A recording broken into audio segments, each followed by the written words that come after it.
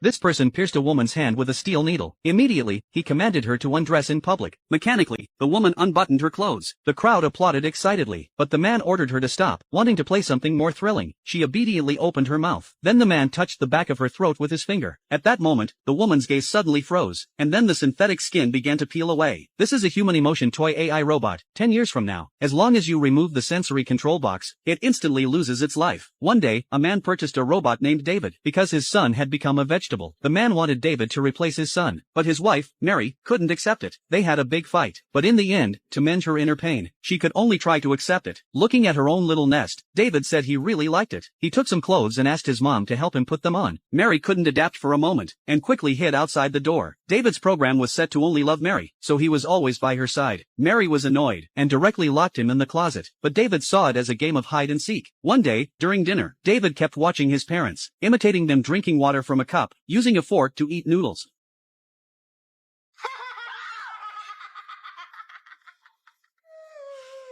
He truly resembled a human child, bringing joy to his parents. What were those words for, Mommy? What did you call me? David suddenly hugged his mom, as if he had human consciousness. He would always try to please his mom. Mommy, the coffee you made smells so good. The perfume you sprayed is so nice. The dress you're wearing is so beautiful. David always maintained a smile, never leaving his mom's side. Gradually, Mary got used to it, and even gave him her son's teddy bear. Hello, Daddy. Hello, David. She thought everything was getting better, but at that moment, Mary received a phone call. Her vegetative son had awakened. The robot pretends to eat. The boy deliberately provokes him. Instantly, the robot is enraged. He grabs the plate. You will. Mom notices something odd, quickly intervenes between the two. Martin, you're provoking him, okay? Stop. David, stop it! But it's too late. David is stuck, and his facial skin peels off. David is sent back to the factory for repairs. Technicians take out the chip, covered with spinach. Mary nervously holds David's hand. She already sees David as her child, but this triggers resentment in her biological son Martin. He despises this fake brother. One day, Martin incites David. Just cut Mom's hair, and you'll have her love forever. David doesn't hesitate. While Mom sleeps, he slowly approaches the bed with scissors. David! Father intervenes just in time, and angrily questions what David intends to do. I wanted Mommy to love me. Suddenly, Mary feels pain in her eyes, as if she's been scratched. After this ordeal, husband insists on sending David away, but Mary believes it's all a misunderstanding. However, not long after, something even more dreadful occurs. At Martin's birthday party, David holds a gift, hoping his brother will accept him. Martin's friends notice him, facing the robot at close range. They're curious. We're organic.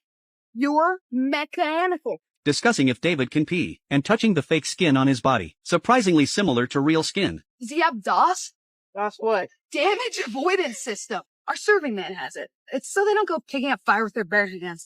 To test if he's damage-proof, a chubby boy picks up a dagger. Now, I'm not gonna cut you. This isn't gonna hurt. I'm not gonna cut your skin. Just tell me when you feel it. The boy picks up the dagger aiming at the robot's arm, wanting to see if he can draw blood. David is frightened and quickly hugs his brother. Brother loudly calls for Mom, trying to break free, but they keep backing away. David instinctively holds onto his brother. Mom is horrified, shouts to stop him. Dad jumps in, separating them forcefully. Finally, the brother is successfully rescued, while David is forgotten in the water by everyone. He knows it's his brother's deliberate plot against him, but no one believes him, not even his beloved mother, who misunderstands him. So they finally decide to send him away. The robot company's rule. Abandonment means destruction. Mom can't bear it, so she lies, saying they'll go play in the countryside tomorrow. And Teddy? Yeah, Teddy. Thank you, Mommy.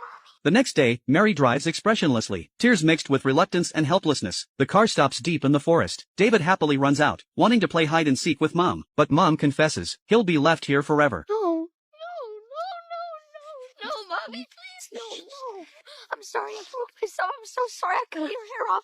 And I'm sorry I hurt you. At this moment, David is like a human child, seemingly possessing his own emotions. He yearns to be like Pinocchio in fairy tales, able to become a real boy. But Mary is powerless. For Martin's safety, and to prevent David from being destroyed, she can only leave him here forever. David and Teddy wander in the forest. He wants to find the blue fairy from the fairy tales, to become a real person. Accidentally, they encounter human pursuit. They desperately run, but are still caught. Just as they're about to be publicly destroyed. The genuine fear on his face moves everyone, because this is not something a robot should have. In a critical moment, David is saved by another robot, who takes David on a high-tech spaceship to a mysterious place, but the sight frightens David. Countless versions of himself are displayed here. Then a professor appears. Seeing David has human emotions, even deeper than humans. Believing in fairy tales to be with Mom, the professor joyfully tells David all of this was planned, including the family and Mom, Mary, just to develop a robot with dreams and love. And David turns out to be the most successful experiment. I thought I was one of a kind. My son was one of a kind. David was actually modeled after the professor's deceased son. He's just a substitute. Looking at countless versions of himself in the lab, they'll all be sold as products worldwide. At this moment, David finally understands. He's just a product of humans. He sits despairingly on the high building, as if all his strength has been drained. Mommy?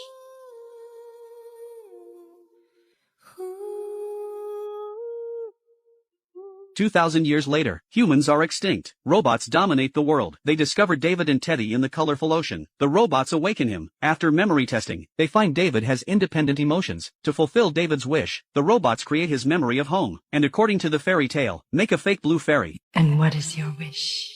Please make me a real boy, so my mommy will love me and let me stay with her. But Mom has vanished, never to return. Will mommy be coming home soon? The blue fairy falls silent. Not even debris remains. How could she be resurrected? At this moment, Teddy trembles over, taking out some hair from his pocket. It turns out, when David cut Mom's hair years ago, Teddy secretly kept some.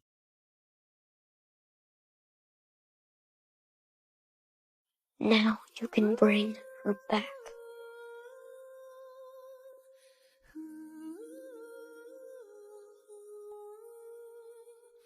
Hmm.